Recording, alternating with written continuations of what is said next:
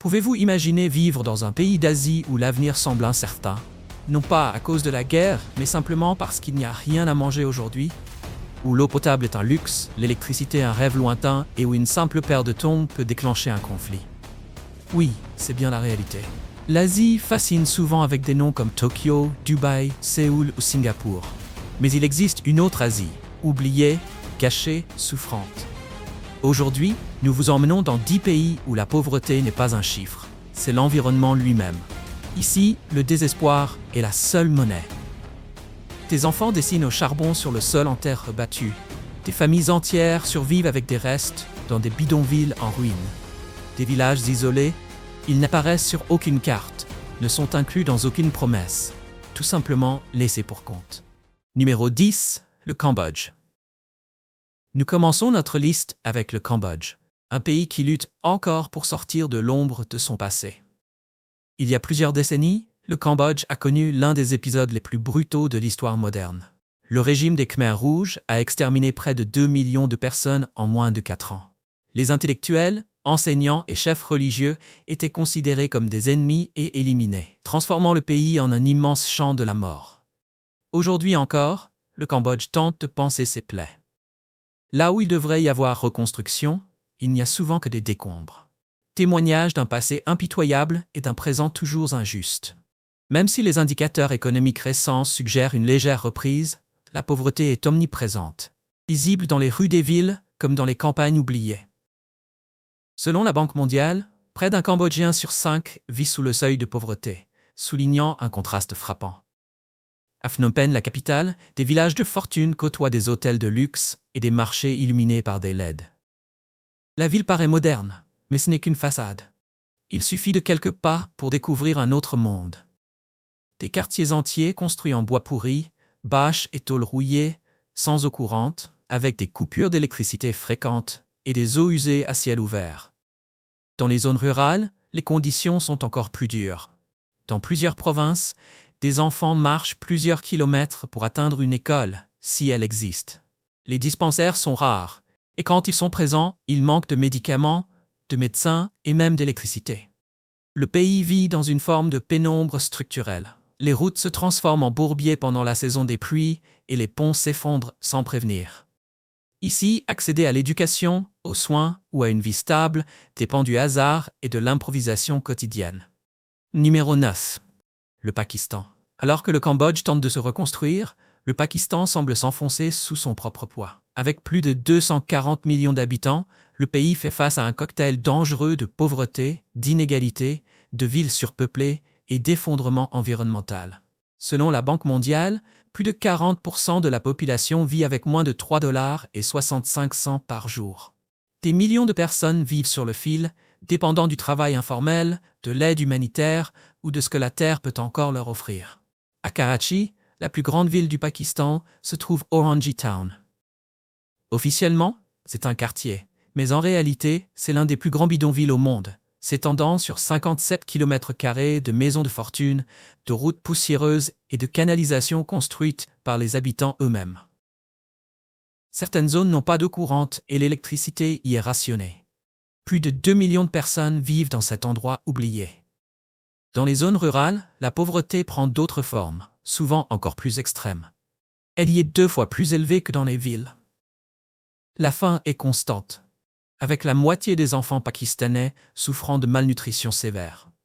Ces dernières années, des inondations dévastatrices ont anéanti les récoltes et laissé des familles entières sans abri, nourriture ni revenus. Des régions entières ont été englouties, et une fois les eaux retirées, les familles ne trouvent que de la boue, des dettes et du désespoir. L'inégalité est toujours présente. On trouve des agriculteurs possédant des hectares de terres irriguées à quelques pas de villages sans eau potable. C'est presque comme 2 pays en un. L'un bâti sur le privilège, l'autre sur la survie pure. Numéro 8. Le Myanmar. Le Myanmar est retombé dans une pauvreté extrême.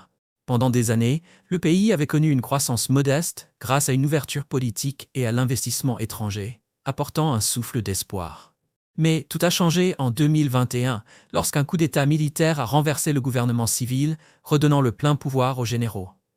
Depuis, l'économie s'est effondrée. et des millions de personnes ont été replongées dans la misère. Aujourd'hui, selon la Banque mondiale, environ 32% de la population vit sous le seuil de pauvreté et plus d'un tiers est à peine au-dessus, confronté chaque jour à l'incertitude. Avec une inflation galopante, un chômage massif et des entreprises qui fuient le pays, de nombreuses familles ont recours au travail des enfants, à la migration forcée ou à des réseaux clandestins pour survivre. La situation est encore plus dramatique dans les zones de conflit. Dans l'état de Rakhine, par exemple, la minorité rohingya, des musulmans dans un pays majoritairement bouddhiste, a été historiquement persécutée. Beaucoup n'ont ni papier, ni citoyenneté, ni accès à un emploi formel ou à des services publics. Depuis des années, ils sont confinés dans des camps de réfugiés, traités comme des étrangers dans leur propre pays. Dans des villes comme Yangon ou Mandalay, la pauvreté se mêle à l'abandon. Des quartiers sur pilotis, débordant d'ordures voisines avec des centres commerciaux fermés et des immeubles en ruine, vestiges d'un progrès qui n'a pas duré. L'électricité est instable, les hôpitaux manquent de tout, et les écoles sont désertées par les enseignants. Au Myanmar, la pauvreté ne vient pas seulement d'un manque de ressources, mais aussi de la répression, de l'instabilité et de la peur. Et si la vie dans un pays instable est déjà difficile, imaginez ce que cela signifie de lutter au quotidien dans un pays où même la géographie est impitoyable. Le prochain pays de notre liste est fait de montagnes, de beauté naturelle, de traditions spirituelles et d'une vie quotidienne marquée par le dénuement. Numéro 7. Le Népal. Sur les pentes de l'Himalaya, entre sommets enneigés et sentiers de trekking animés, se trouve un pays où des paysages à couper le souffle cachent des réalités fragiles. Le Népal est mondialement connu pour le mont Everest, mais la majorité de ses habitants ne sont pas des alpinistes. Ils luttent simplement pour survivre. Une grande partie de la population dépend encore de l'agriculture de subsistance, cultivant et récoltant ce qu'elle peut tirer du sol, souvent sans machine, sans assistance technique, et parfois même sans source d'eau fiable. Dernièrement, une croissance urbaine rapide a engendré une nouvelle forme de pauvreté. Des villes comme Katmandou et Pokhara se sont étendues de manière chaotique, donnant naissance à des bidonvilles installés sur les collines, le long des rivières ou dans des terrains vagues. Entre 1992 et 2009, le nombre de personnes vivant dans des habitations informelles a plus que doublé. Ces quartiers sont composés de maisons en terre, en zinc et en bois, sans égouts, sans collecte des déchets et sans routes convenables. Les écoles, quand elles existent, sont souvent très éloignées. Et même là, les enseignants, les manuels scolaires et les moyens de transport manquent cruellement. Dans les régions rurales, la situation est encore plus isolée. Des villages entiers sont accessibles uniquement par des pistes en terre, sans électricité, sans eau potable et avec très peu de services. Au cours des 2 dernières décennies, le Népal a réussi à réduire certains niveaux de pauvreté. Mais les zones montagneuses les plus reculées n'ont pas bénéficié de ces avancées. Dans ces régions isolées, près de la moitié des familles vivent encore en dessous du seuil de pauvreté. Et bien que le tourisme rapporte chaque année des millions d'euros, très peu de cet argent atteint ceux qui en ont le plus besoin. Numéro 6. Le Timor oriental. Le Timor-Leste est l'une des plus jeunes nations du monde. Il a proclamé son indépendance en 2002, après des siècles de domination portugaise, une occupation indonésienne et des années de violence. Lorsque la liberté est enfin arrivée, l'espoir d'un nouveau départ est né. On pensait que le pétrole apporterait la prospérité. Mais cette prospérité ne s'est jamais vraiment matérialisée. Aujourd'hui, le pays se distingue par ses paysages tropicaux luxuriants, ses communautés résilientes et une pauvreté omniprésente qui façonne le quotidien. Selon la Banque mondiale, jusqu'à récemment, environ 40% de la population vivait en dessous du seuil de pauvreté. La plupart des habitants dépendent de l'agriculture de subsistance et n'ont pas un accès régulier aux soins, à l'éducation ou à l'assainissement de base. Dans la capitale, Dili, une croissance rapide et désorganisée a entraîné l'apparition de quartiers entiers faits de cabanes entassées sur des collines abruptes où les ordures s'accumulent sous le soleil, l'eau est stockée dans des bidons improvisés et les eaux usées s'écoulent à ciel ouvert. De nombreuses familles vivent sans électricité. Le Timor-Leste affiche l'un des coûts d'électricité les plus élevés au monde. Et lorsque la nuit tombe, des milliers de foyers sont plongés dans l'obscurité. À l'intérieur des terres, les conditions sont encore plus rudes. Les routes sont défoncées, Les villages manquent de cliniques et d'écoles dignes de ce nom, et les enfants marchent dans la boue pendant des kilomètres pour rejoindre un service de base. Une grande partie de la population cuisine encore au feu de bois, respirant chaque jour une fumée dense. Quittons maintenant ce décor pour un autre pays, reculé, montagneux et presque oublié, où la pauvreté prend un autre rythme, mais pèse tout autant. Le Tadjikistan. Au cœur de l'Asie centrale, entouré de montagnes et loin des projecteurs du monde, le Tadjikistan tente de sortir de la pauvreté, mais le chemin reste long. Autrefois partie de l'Union soviétique, le pays a vu ses infrastructures s'effondrer après la chute du bloc. Les années suivantes ont été marquées par de grandes difficultés économiques et une dépendance croissante aux envois d'argent des migrants, principalement installés en Russie. Ces transferts ont changé la donne. Le taux de pauvreté est passé de plus de 30% en 2009 à environ 9% en 2024, selon les normes mondiales. Cela semble encourageant, mais la réalité reste contrastée. 10% des familles vivent encore au bord du gouffre. La plupart des gens survivent avec le strict minimum, comptant sur la solidarité familiale. À Dushanbe, la capitale, les grandes avenues et les nouveaux bâtiments laissent entrevoir un progrès. Mais au-delà de la ville, un tout autre tableau se dessine. Dans la région du Haut-Badakhshan, les routes se transforment en sentiers pierreux, et l'électricité y est limitée, rationnée l'été, presque absente l'hiver.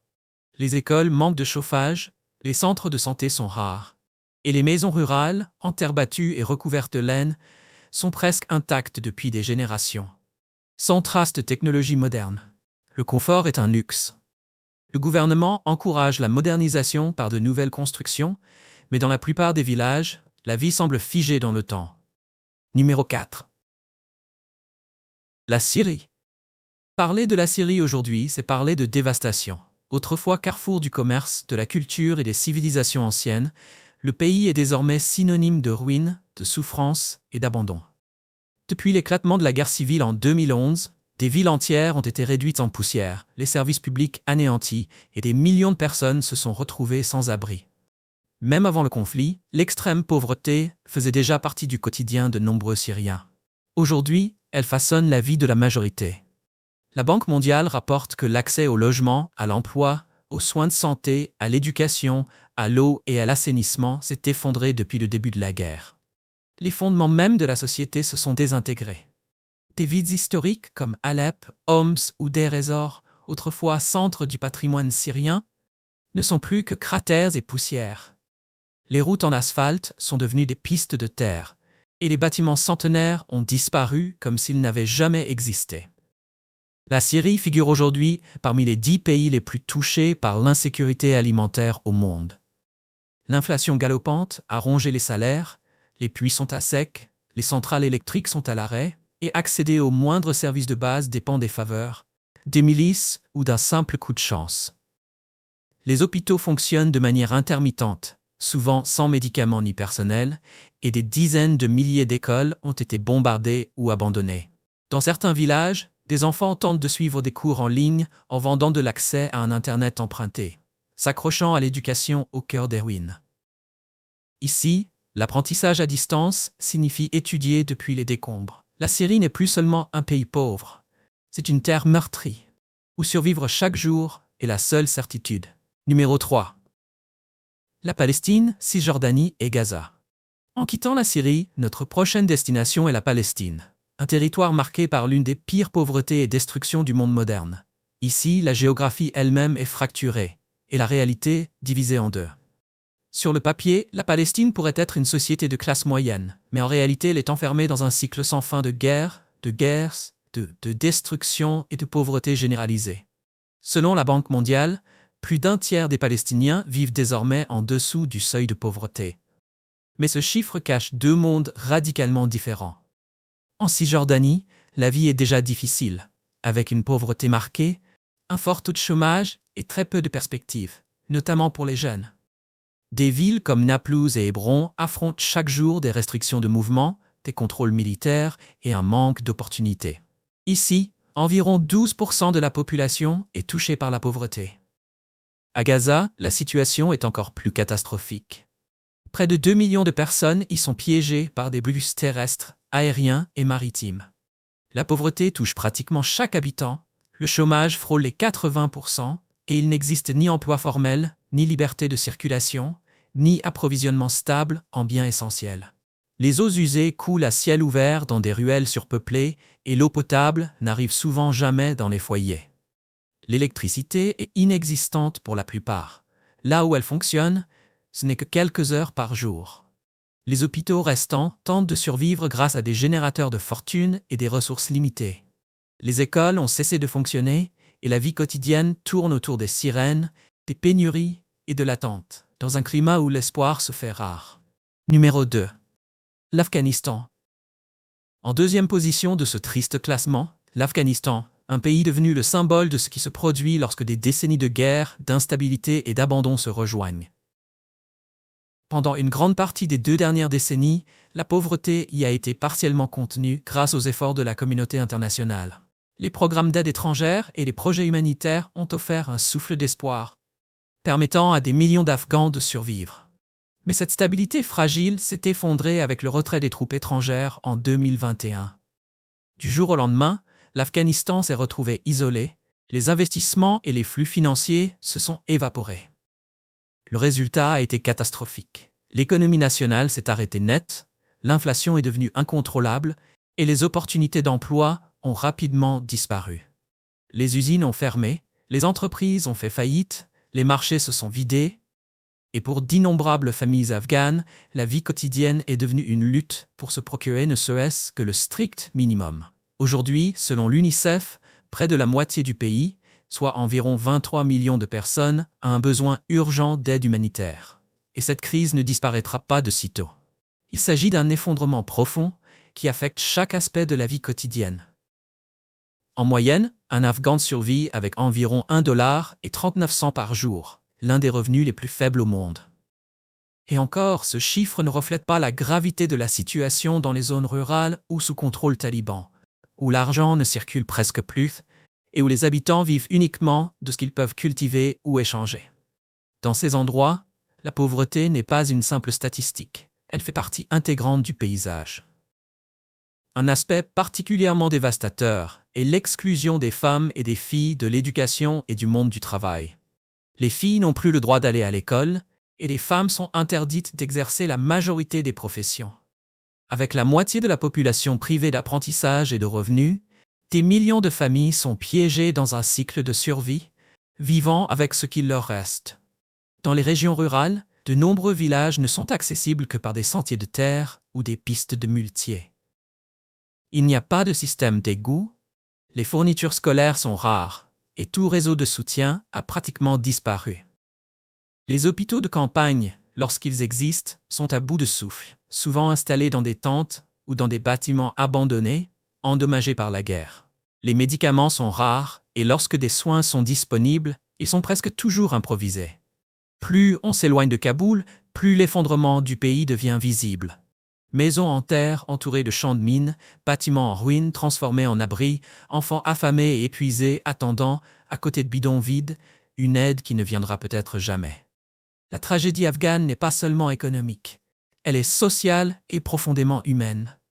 Chaque jour est une épreuve de survie pour une population qui a déjà enduré l'impensable. Dans ce pays meurtri, la pauvreté n'est pas une donnée abstraite, c'est une réalité omniprésente. Numéro 1. Le Yémen.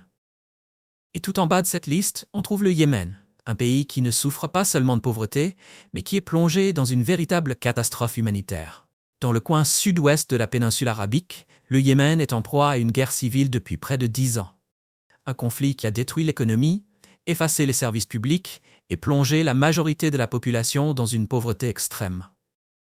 Aujourd'hui, plus de 17 millions de Yéménites ont faim chaque jour, et environ 18 millions n'ont pas accès à une eau potable ou à des systèmes d'assainissement sûrs, soit presque toute la population. Des villes autrefois animées comme Sanaa et Taïz ne sont plus que des ruines. Les rues ont été remplacées par des bidonvilles faits de pierre et de boue. Dans de nombreux quartiers, les femmes s'attroupent autour de puits peu profonds pour puiser une eau boueuse, et les enfants survivent grâce aux rares rations distribuées par des agences humanitaires. La monnaie locale a perdu tellement de valeur que même cuisiner est devenu un défi. Les familles improvisent avec du bois humide, des papiers usagés ou n'importe quel combustible trouvé par hasard. Les pénuries alimentaires sont omniprésentes et les médicaments presque introuvables. Les maladies qu'on pensait maîtriser, choléra, paludisme, diarrhée infectieuse, sont revenues avec une violence mortelle. Tout semble échapper à tout contrôle. Le plus tragique dans tout cela, le Yémen fut autrefois un carrefour commercial florissant et le berceau du café qui a transformé le monde arabe. Aujourd'hui, ces terres fertiles ne produisent plus que la faim et l'incertitude. Dans de nombreuses régions, il n'y a plus d'écoles fonctionnelles, plus d'hôpitaux dignes de ce nom, et surtout, plus d'avenir pour des millions de personnes. La Banque mondiale estime qu'au moins 80% des Yéménites dépendent désormais directement de l'aide humanitaire pour éviter la famine. Le Yémen ne se contente pas de figurer en tête de cette liste, il incarne tout ce qu'elle représente. La façon dont la pauvreté se nourrit de la guerre, du délaissement et du désespoir. Et voilà qui conclut notre voyage à travers les 10 pays les plus pauvres d'Asie. Des endroits où la pauvreté n'est pas un simple chiffre, mais le décor même de la vie. Alors dites-nous en commentaire, qu'est-ce qui vous a le plus choqué dans cette liste? L'injustice, l'oubli, ou le fait que certains pays restent invisibles aux yeux du monde? Voyez-vous une lueur d'espoir pour ces régions oubliées? Ou sommes-nous encore loin de faire de ces réalités une? J'espère que tu as aimé la vidéo d'aujourd'hui. Si c'est le cas, n'oublie pas de cliquer sur le bouton j'aime et de t'abonner à la chaîne pour ne pas manquer les prochaines vidéos passionnantes. Ton soutien nous aide à continuer à créer du contenu encore meilleur. Assure-toi de regarder la prochaine vidéo qui apparaît à l'écran, je suis sûr que tu vas l'adorer. N'oublie pas de laisser un commentaire sur le pays que tu aimerais que nous explorions prochainement. Merci beaucoup d'avoir regardé et à très bientôt dans la prochaine vidéo.